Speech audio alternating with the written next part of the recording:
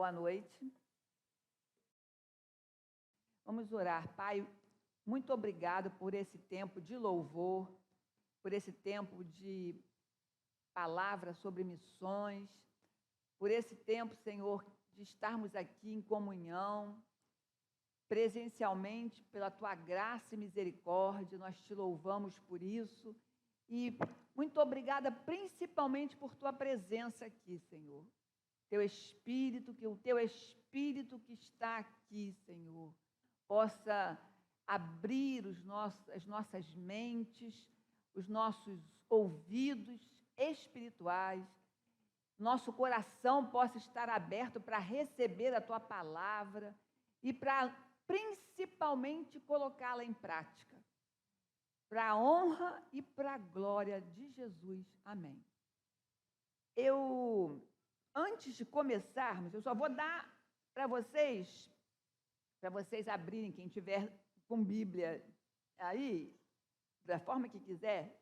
Eu quero acompanhar, minha Bíblia está aqui, Atos, capítulo 17, versos de 16 a 21. Então, Paulo e Silas, obviamente, oraram, pediram a Deus direção. Senhor, para onde nós vamos? Para onde nós vamos pregar o Evangelho? Fazer isso que essas pessoas até hoje, apanhando, sendo queimadas, sendo assaltadas, como nós vimos no vídeo, é um amor tão grande, algo que é um chamado, E aí elas vão e Deus está com elas, e o Evangelho vai se expandindo, vai chegando até os confins da terra. Então, Paulo e Silas lá, eles oraram e pensaram, nós sentiram do Senhor, do Espírito, nós vamos agora nessa viagem a Tessalônica e vamos também a Bereia.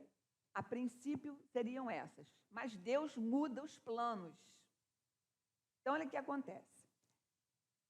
Paulo e Silas, eles chegam a Tessalônica, e aí sabe o que Paulo, sempre que ele ia visitar algum lugar, que não era só para passear, para visitar, ele ia para pregar a palavra, ele ia na sinagoga. Ele chegava, e era pelo menos, era um costume, um hábito dele, pelo menos 3 sábados seguidos ele ia à sinagoga. E aí, assim ele fez. Ele e Silas chegaram a Tessalônica, foram 3 sábados, e Paulo falou lá na sinagoga sobre as escrituras sagradas com as pessoas que estavam lá. Os judeus, então, que estavam lá na sinagoga, ficaram com inveja. Sabe por quê? Por causa do número de pessoas da sinagoga que estavam ouvindo a mensagem de Paulo, estavam encantadas com a mensagem de Paulo. E aí eles ficaram, esse pessoal está tão envolvido, tão embebecido com esse Paulo aí que veio aqui, chegou aqui, que ele foi para Tessalônica, ele não era de lá, ele foi lá. E aí eles ficaram com inveja. Por esse motivo, eles começaram a reprovar o ensino que Paulo e Silas estavam dando. Porque as cidades eram menores, todo mundo sabia o que acontecia. Hoje em dia, mesmo nesse bairro aqui, que não é tão pequeno, é grande, mesmo assim a gente sabe quando tem um acontecimento maior. Imagina naquela época, então todos sabiam o que estava acontecendo. E aí, eles começaram, então, com essa inveja, provocaram uma discussão, uma confusão. Foi tão grande a confusão que depois, se você quiser saber detalhes, você vai lá no capítulo 16, que você vai saber disso tudo, que Paulo e Silas tiveram que, à noite, serem levados para Bereia, porque senão não sabia o que podia acontecer com os dois. Então, os irmãos que estavam cuidando de Paulo e Silas pegaram os dois e levaram para Bereia. E aí, lá em Bereia, Paulo vai para a sinagoga, faz a mesma coisa. Também houve tanta confusão. E Quando chegaram lá, né, as pessoas também ouviram a mensagem também com muito interesse. Bereia, o nível das pessoas de Bereia era um nível melhor. Eles eram mais educados, eles prestaram mais atenção. Tinha as pessoas que estavam ouvindo Paulo ali, elas realmente estavam mesmo assim maravilhadas com a notícia, com as boas novas do Evangelho. E maravilhadas. Aí o que acontece? Aqueles homens que estavam lá em Tessalônica, quando souberam que Paulo e Silas estavam arrasando em Bereia, arrasando no bom sentido, estava todo mundo elogiando, gostando, eles foram para Bereia, arrumaram uma confusão maior ainda, que pegaram Paulo, aqueles irmãos que estavam cuidando da segurança de Paulo, pegaram Paulo e levaram Paulo para Atenas. Deixaram Silas e Timóteo ficaram. Aí, quando eles deixaram Paulo em Atenas, Paulo falou: por favor, meus irmãos, voltem, vocês vão voltar para a casa de vocês em Bereia. Voltando para Bereia, por favor, peça para Silas e para Timóteo virem aqui para Atenas para me ajudar.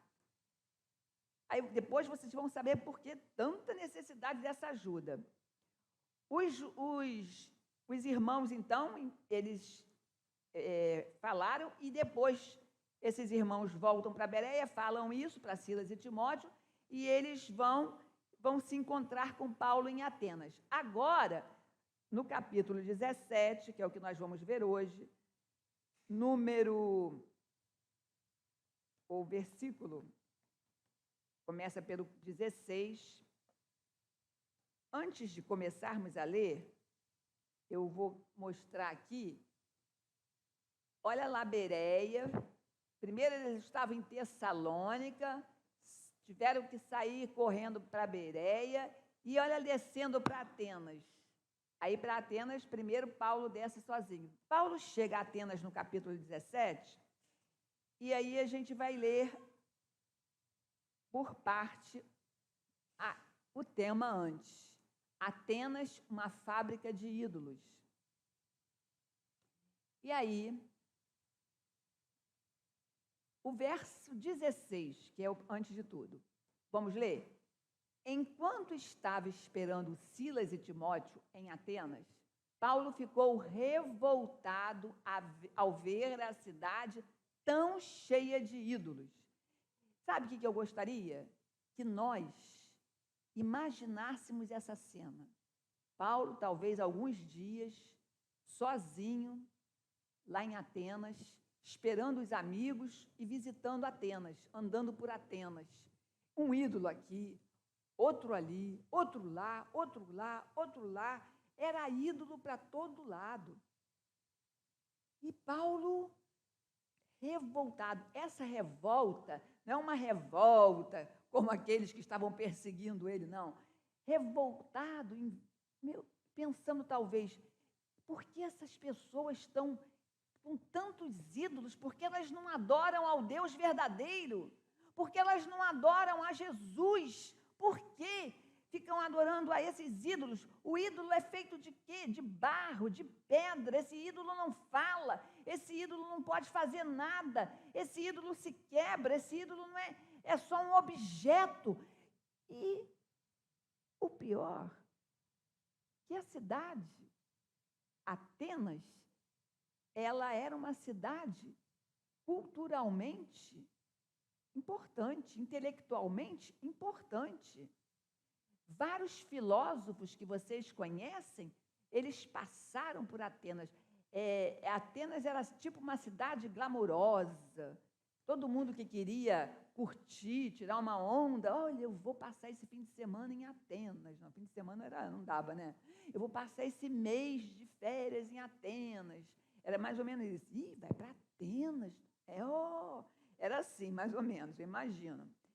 Então, Paulo, ele ficou revoltado. Atenas, dessa época, ela não era uma potência econômica, tá? Quem era a potência econômica nessa época de Paulo, nesse contexto, era Corinto. Corinto era.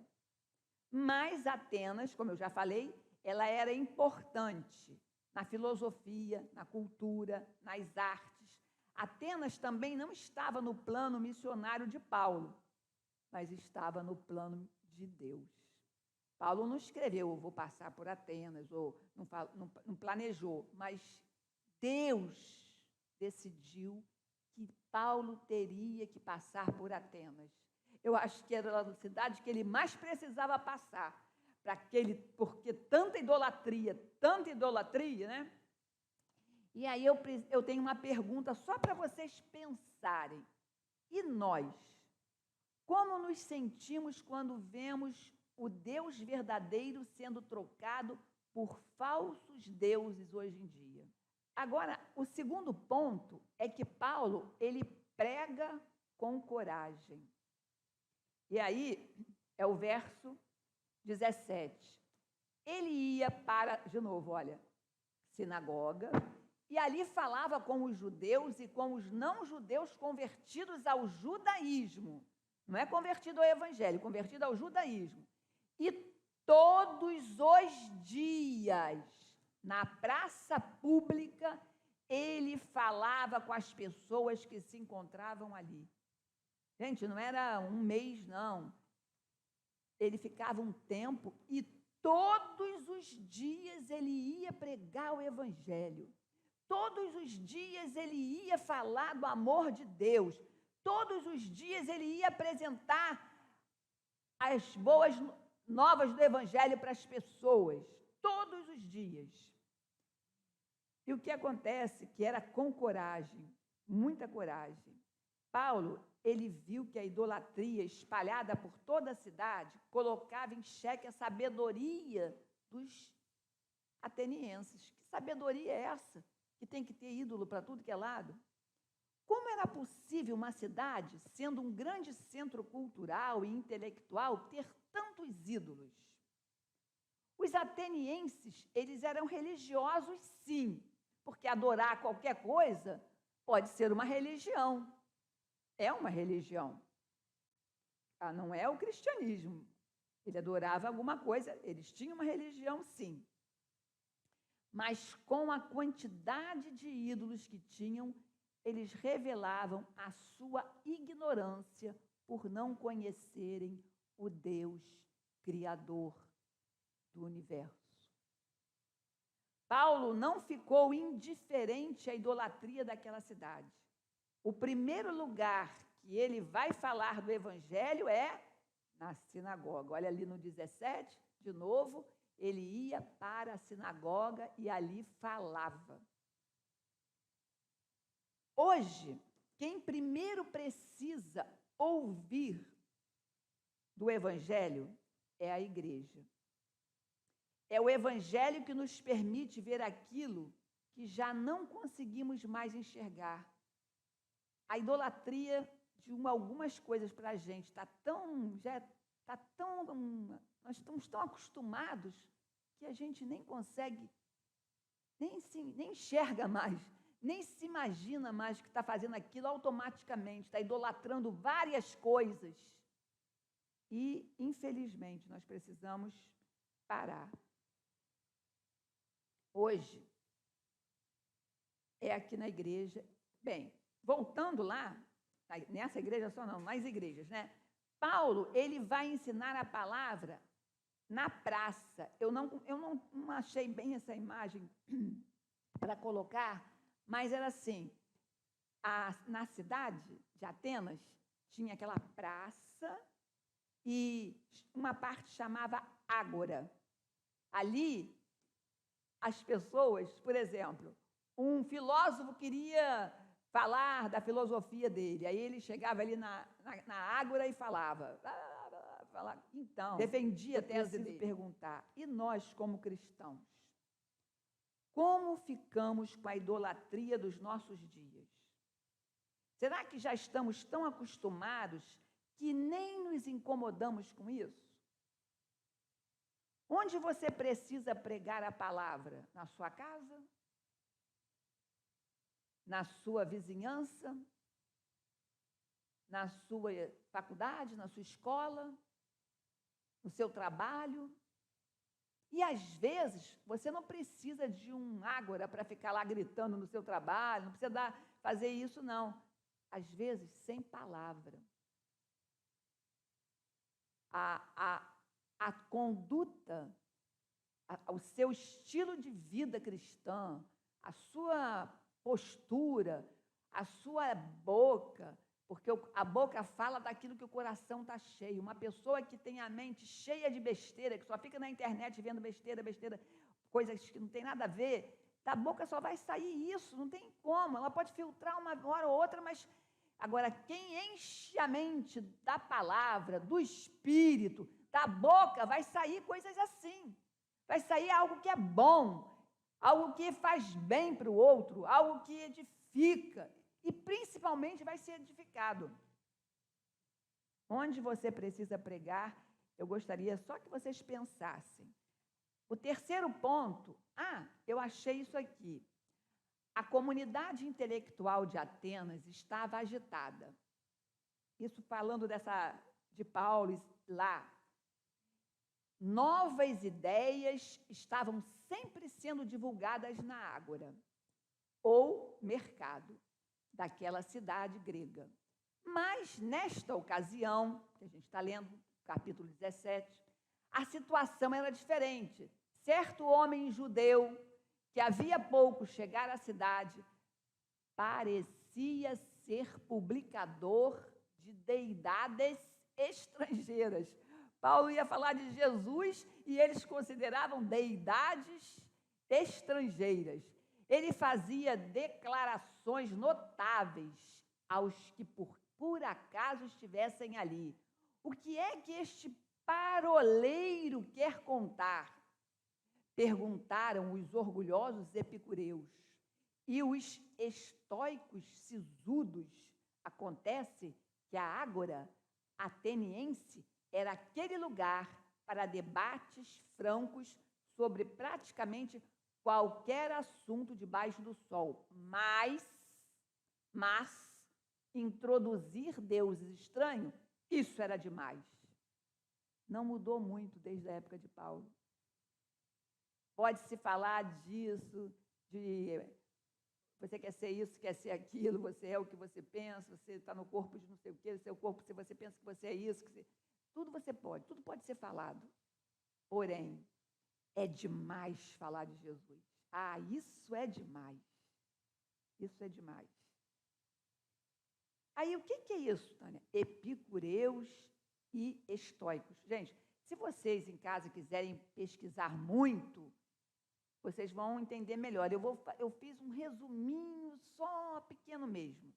Os epicureus e os estoicos, eles pertenciam às escolas de filosofia daquela época. E o que essas escolas ensinavam? Os epicureus, o propósito da vida era o prazer. Prazer acima de qualquer coisa. Eu só quero ser feliz. Talvez essa música seja de um epicureu. Então, esse era o propósito dos epicureus. Feliz.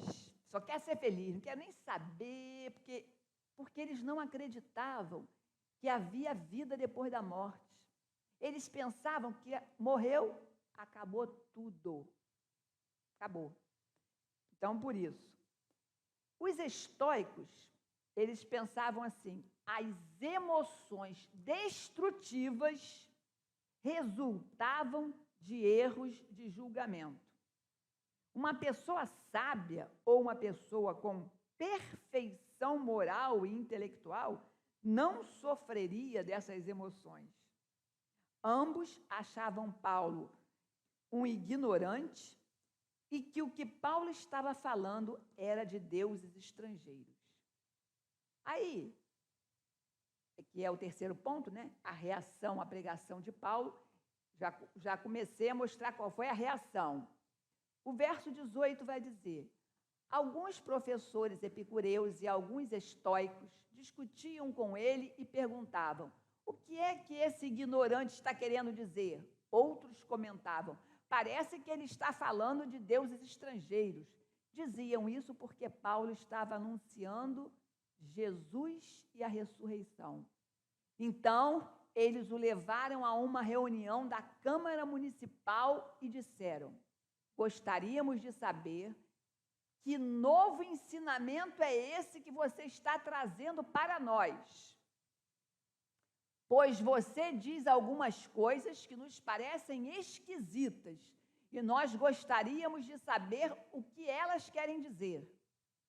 É que todos os moradores de Atenas e os estrangeiros que viviam ali gostavam de passar o tempo contando e ouvindo as últimas novidades. Então, o estilo deles, o que eles gostavam de fazer, era sentar lá na praça, ficar lá e batendo papo. Não tinha mais nada para fazer mesmo. Qual é a novidade? A novidade é que tem um cara aí, malucão, Paulo, está trazendo aqui uma história de um deus estrangeiro aí, não tem nada a ver, não tem nada a ver por minha conta, porque nem se falava isso naquela época. Mas então, gente, essa foi a reação, foi uma reação bem forte. Paulo, ele não quer saber de nada, ele vê em tudo a oportunidade para pregar o evangelho. Você vê em tudo uma oportunidade para pregar o evangelho? Aonde você vai, você está vendo uma pessoa, você está na fila, uma pessoa está reclamando, e aumentou isso, aumentou aquilo, porque a culpa é de fulano, a culpa é de Beltrano, não sei nem de quem é a culpa. E aí você vai, por que não aproveitar esse momento e falar, realmente está difícil, está caro, mas, sabe, vamos orar, vamos pedir a Deus para nos ajudar. Deus pode abrir porta de emprego. Deus pode fazer coisas que a gente nem imagina. Deus pode dar uma herança. Ninguém quer que ninguém morra, mas assim, se tiver na hora de morrer, que a herança chegue, não é verdade? Deus pode dar uma promoção, fica bem melhor, dar uma promoção. A herança, eu estou pensando naquela bisavó, até porque eu já sou avó, tem que pensar numa herança de uma pessoa bem antiga, né? Então, Deus pode tudo. Paulo foi chamado ali para se explicar. Ao ensinar sobre Jesus e a ressurreição, Paulo estava ensinando algo que eles não tinham nem como imaginar. Eles eram filósofos, eles pensavam só na filosofia, eles adoravam vários deuses, eles não tinham ideia. Olha só o que eles achavam.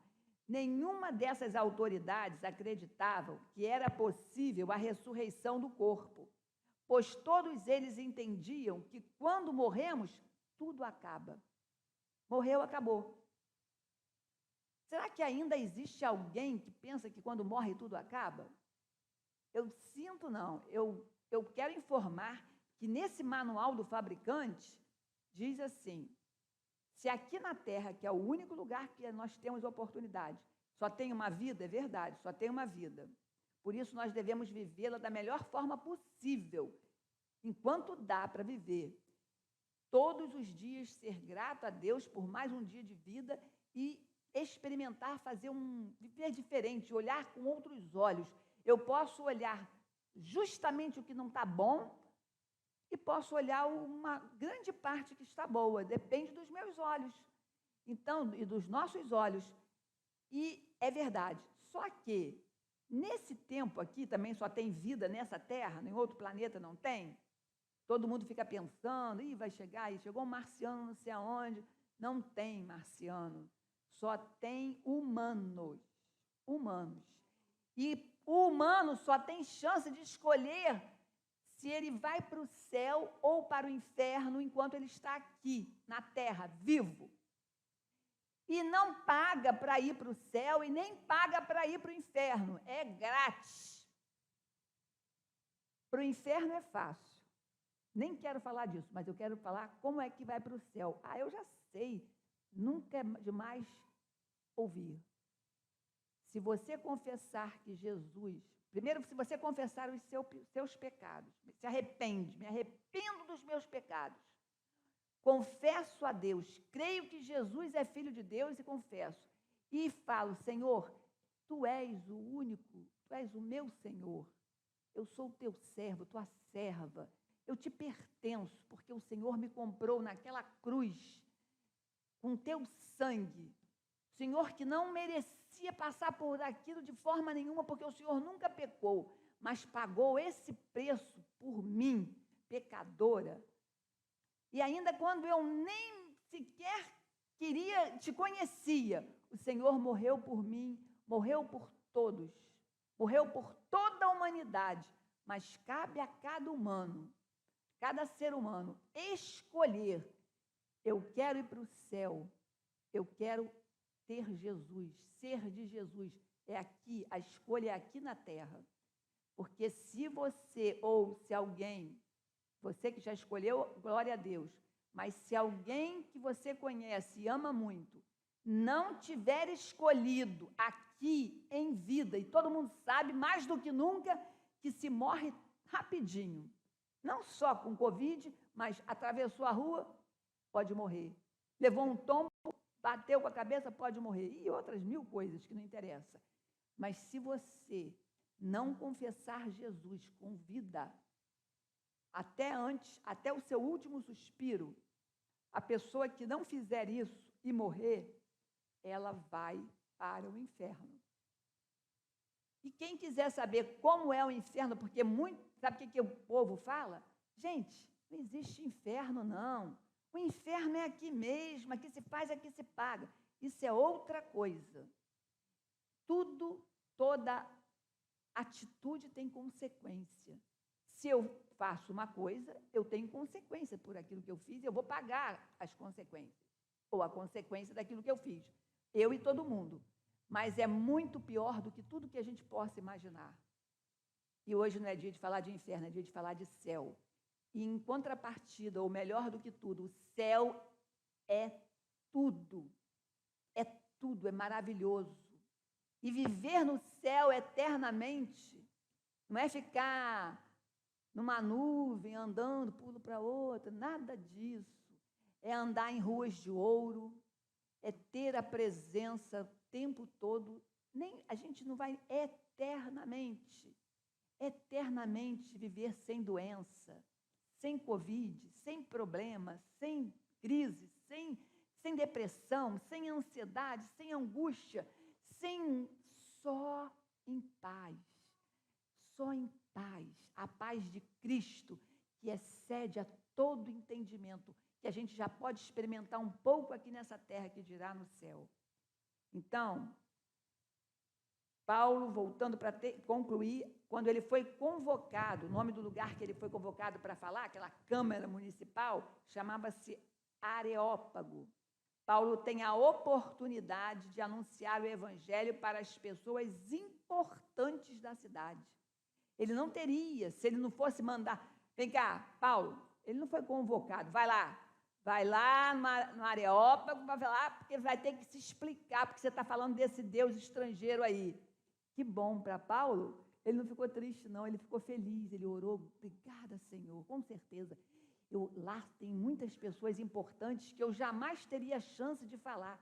Se eu fico lá na Ágora, eu fico gritando lá, são os pedestres que estão passando por lá, né? As pessoas que estão comprando, vendendo. Mas agora essas pessoas importantes, eu vou para lá, para onde eles estão, para dizer o motivo da minha fé, para falar sobre Jesus, sobre a ressurreição, a morte e ressurreição de Cristo, que foi o primeiro, e nós seremos também. Nós teremos o nosso corpo glorioso transformado, assim como foi o de Jesus. Então, nós também devemos aproveitar todas as oportunidades que tivermos para pregar a boa notícia do Evangelho, principalmente com o nosso exemplo, colocando em prática o que aprendemos na palavra, porque nada adianta. Nós conhecemos pessoas que sabem a palavra de Gênesis e Apocalipse. Isso aí está no livro tal, no versículo tal, no capítulo tal, no verso tal. Mas é muito bom, não estou falando que isso é ruim, não, isso é ótimo, mas o que vale mais do que tudo isso, porque nesses lugares das perseguições, não pode andar como a gente aqui anda com a Bíblia na mão, debaixo do braço, dentro da bolsa, tem que estar tudo escondido. Algumas pessoas só têm uma folhinha, uma paginazinha na Bíblia, escondida, bota uma caixinha, bota a terra em cima, para poder ler a palavra. E nós temos essa oportunidade de lermos, pregarmos, vamos fazer isso. Vamos fazer isso porque cada pessoa que se converte é uma alma que se salva para o reino de Deus.